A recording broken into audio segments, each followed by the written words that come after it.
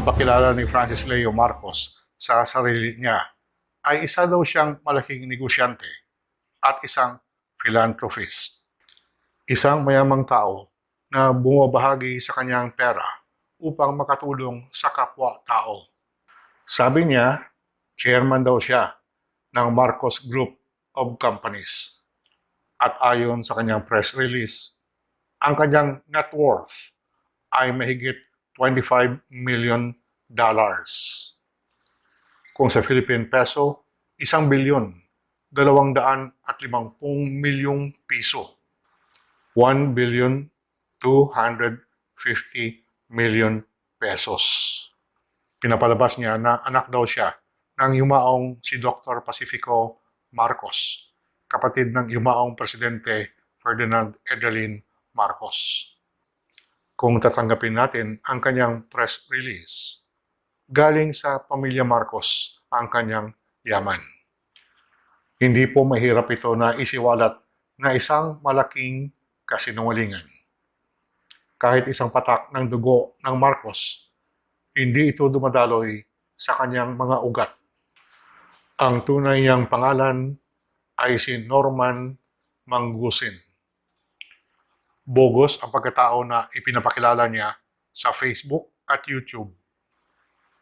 Isang budol-budol operator na matagal nang nabisto sa kanyang panloloko. Successful businessman daw siya.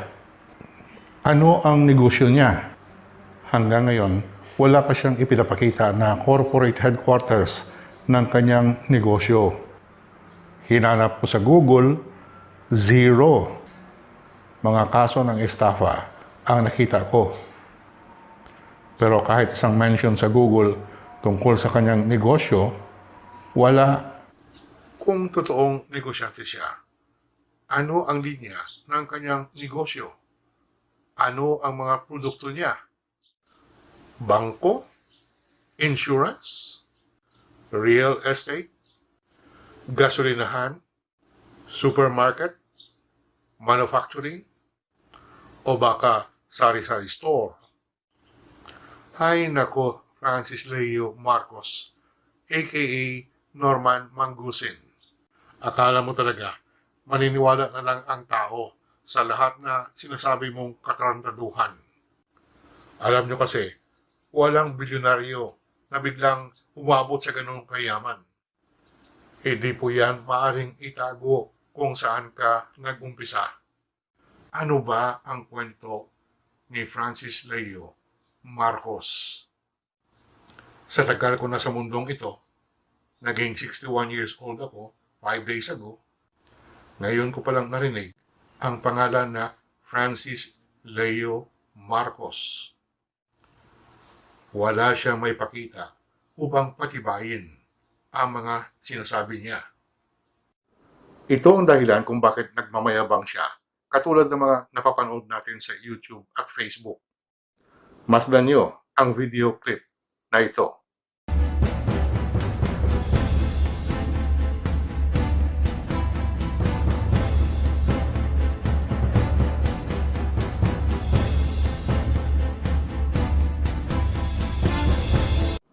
Napansin niyo ba ang mga galaw ng kanyang mga kamay? Didi-display niya ang kanyang gintong relo, porseras, at mga singsing na may malalaking bato. Hindi po yan simpleng pagyayabang. Ang tawag dyan ay managing the public's perception. Gusto niyang itanim sa utak ng mga tao na talagang sobra ang yaman niya.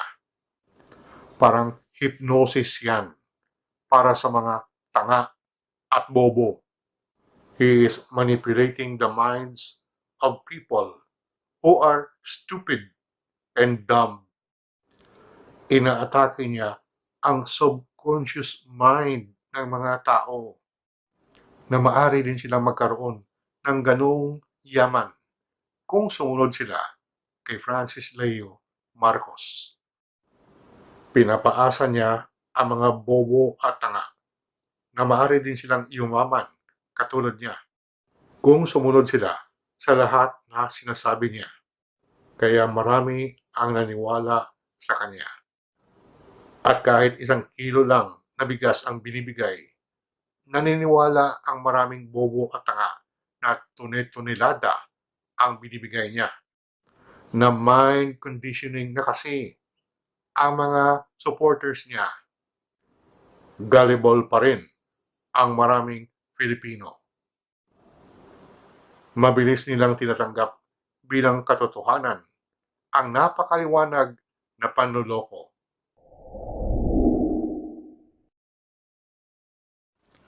Part of the deception is the use of the Marcos name. Pinalitan ni Norman Mangusin ang pangalan niya at naging Francis Leo Marcos na siya. Siya mismo ang nagsabi nito. Another issue is Norman Mangusin and Francis Leo Marcos. They asked if it is the same person. I said yes. I was once Norman Mangusin and I am Francis Leo Marcos. I was once Norman Mangusin and I am Francis Leo Marcos. This is the story. I know myself I am Norman until suddenly my mother told me that hindi ko kayang nahihirapan ka. Ikaw yan. This is you. Karapatan mo yan. You're a Marcos and this is your name. Francis Leo Marcos. Ganun lang pala kasimple. Sinabihan lang daw siya ng nanay niya na isa siyang Marcos at isang birthright na tinatawag na maging mayaman din siya katulad ng mga Marcos. Ang problema, wala naman siyang hinahawakang yaman. Kaya napakaraming mga tanong tungkol sa buhay ni Francis Leo Marcos. Saan siya nagmula?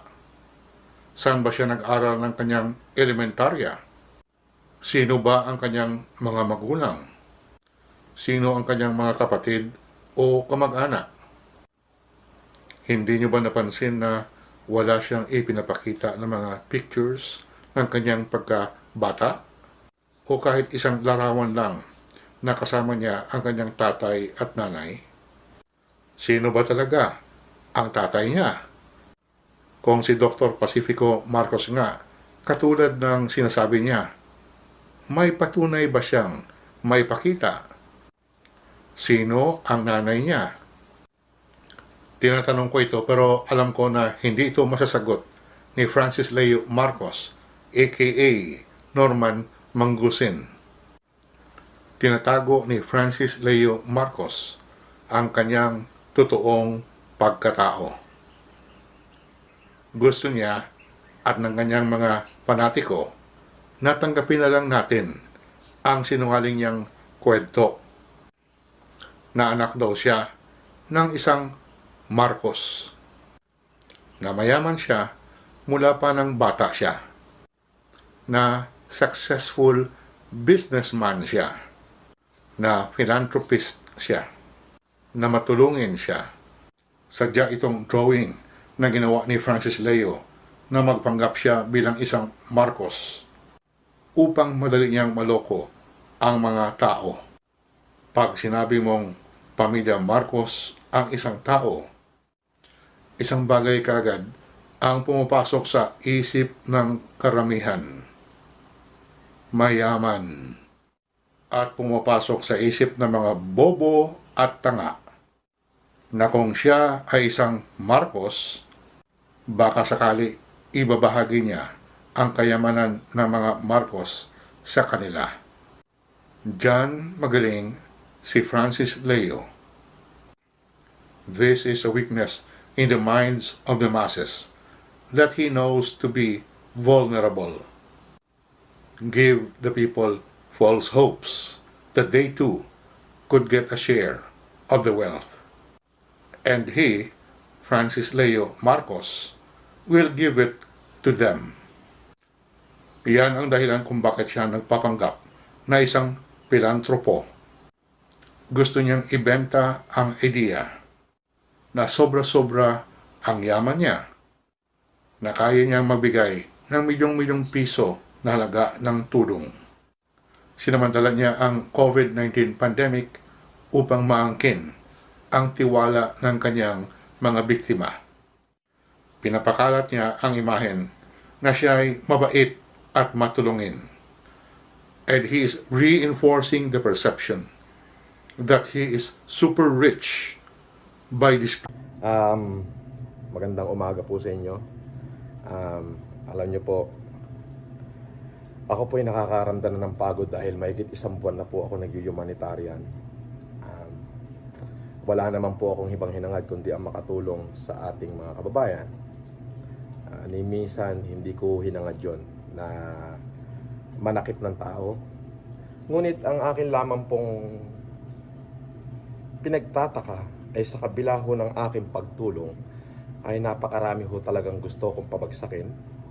Kung ano-ano na ho yung ganyan lang ginagawang pamamaraan para pabagsakin ako. Meron dyan yung kunyari ay kakampi ko, bago'y hindi ko naman ho nakikita at nakakausap, bago'y sasabihin na minaliit ko siya. So hindi ko alam yan. Yan ay mga vlogger. Una-una, respeto ko kay Ate Perlita at saka kay Ate Pinky. Pasensya na po kayo. Pati na rin kay Manong Nonong na yung kanya pong kaluluwa ay sana'y sumalangit nawa po. Pasensya na po. Ayoko po talaga magbigay ng kahit anumang komento. Pero may mga bagay ho na hindi ko na ho kayang dalin ng aking puso. May mga bagay na hindi na ho kaya ng dibdib ko. Apektado rin ho yung mga kapatid ko, sa ina at yung ate ko. Apektado ho eh. Unang-una ho, mga kapatid, huwag niyo pong idikit yung pangalan ko kay Senator Amy, kay Bongbong, kay dating Senador Bongbong Marcos at kay First Lady. Huwag niyo pong idikit. Unang-una, wala po silang kinalaman sa aking ginagawa. But for God's sake, meron lang ho akong gustong sagutin. Ito hong matanda na ito. Ang kanyang ginagawang pagtulong sa kapwa-tao. Marami ang naniwala na totoo ang kanyang pagiging philanthropist. Milyong-milyong piso daw ang pinamimigay niya bilang tulong. Tatang, 5 video nyo ho na ginawa ang narinig ko na. Iba't iba na. Uulitin ko, hindi ho milyon lang ang nagagastos ko. Milyon ho talaga. Sobrang laki. Ngayon kung hindi mo pa rin ho nakikita, magpasalamin ka muna. Ang hindi lang ho maganda, may sinabi ho ito na ang anak daw ho ng Pacifico Edralyn Marcos, sumalangit nawa po ang kaluluwa ni Ma'am Lloyds. Pasensya na po kayo.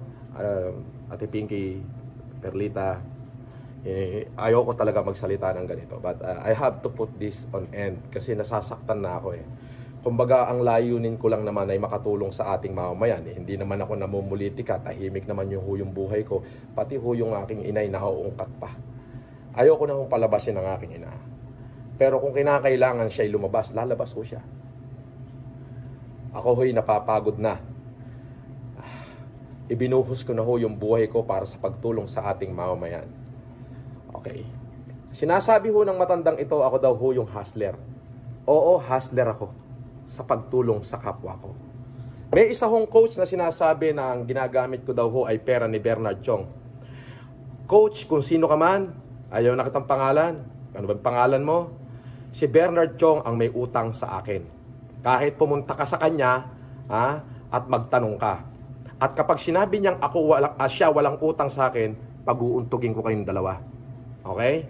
Ilalabas ko sa iyo yung mga dokumento na si Bernard Chong pa ang may utang sa akin. So, manahimik ka, Coach Jared.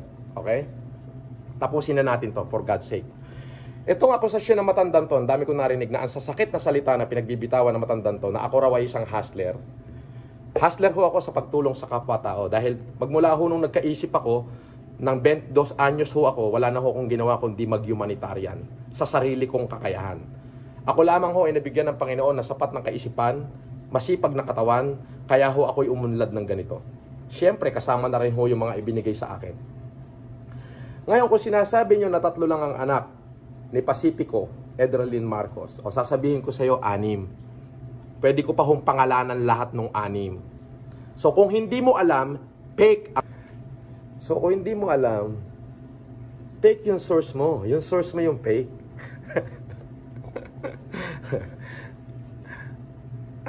Natatawa ko sa inyo, Tatang. Patingin nga uli ng mukha ni Tatang. Pandemic. Nag-umpisa siya ng YouTube channel noong March 20. Ayan na. Ayan ho yung mukha ni Tatang. Ang pangalan niya, ano? Manuel Mejorada. Manuel Mejorada. Sabi niya ho sa mga video niya, unang tingin pa lang daw niya sa akin, hustler na. Opo, hustler ako sa pagtulong. Meron pang isang kwento, may isang coach daw ho na bira ng bira sa akin at sinasabi na ini-scam ko daw ho si Bernard Chong. Paano ko ilabas ko sa yung mga dokumento na si Bernard Chong pa may utang sa akin? Maniniwala ka? Tawagin mo si Bernard, puntahan mo siya, nasa Excelsior Tower siya, tanungin mo ng personal. Pero hindi mo na matatanong kasi binlock ka na niya sa Facebook. Sinakyan ka lang niya nun. Binlock ka niya na. Hindi mo na siya matatanong. Ha? Okay? So, kalimutan. Tanongin nyo. Yung sinasabing ako daw ay nang-i-scam at si Bernard Chong daw ay aking financer. Brad, si Bernard ang may utang sa akin. Yes. I have all the evidence here. At lahat ng tauhan ko rito, alam nila kung sino yung may utang. Hindi ko ugaling mangutang at hindi ko ugaling mang-scam ng tao. Dahil marunong ho akong maghanap buhay at ako ho'y nagmana. Ako ho'y binigyan ng kabuhayan ng aking mga ninong, mga ninang, mga tsuhin, mga kamag-anak ko sa maraming angkan. Ngayon yung sinasabi nyo na may source kayo na ang anak ni Pacifico ay 3 lang. Si Mariano, Pinky, Perlita. Mali ho kayo. 5 pa ho ang buhay na anak ni Pacifico Edralyn Marcos. Pero yung anak po niya sa first family niya na sila Tita Lloyds, 2 na lamang po dahil sumakabilang buhay na po si Mariano Marcos II. Si Ate Pinky na lamang po at saka si Ate Perlita ang natitira. Sorry po, hindi ko po ito gustong gawin. Ate Pinky, Ate Perlita, Ma'am, pasensya na po. Pero ako lamang po, kaya ako po ginawa tong reaction video na ito dahil labis na ho akong nasasaktan. Marami na ho silang idinadamay. Kung may problema ho kayo sa pagkatao ko, yung nanay ko ho ang tanungin nyo.